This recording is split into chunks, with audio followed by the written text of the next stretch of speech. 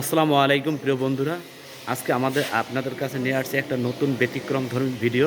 এই ভিডিওটা হচ্ছে আমরা যে বিভিন্ন সময় বিভিন্ন ধরনের চাল খাই, দেখা যায় চিকুন চাল খাই, মোটা চাল খাই এবং বিভিন্ন নামে আমরা খাই।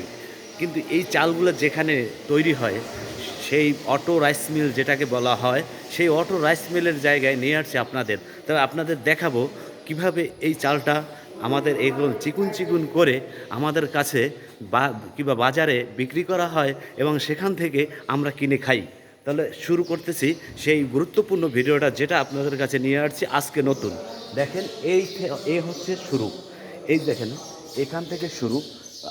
এর আগে আর একটু কথা বলি।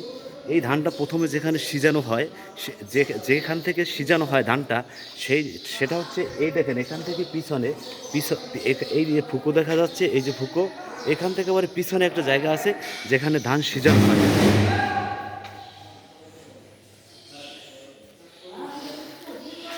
তো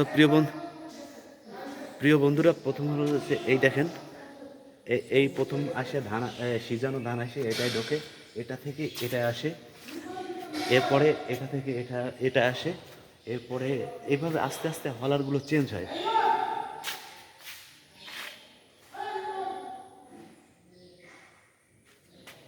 চেঞ্জ হতে হতে এখানে আসে, এখান থেকে এখানে আসে, এখান থেকে এটা আসে, এবং এইভাবে আস্তে আস্তে আস্তে আস্তে এক একটা ধাপ ধাপ চলতে থাকে।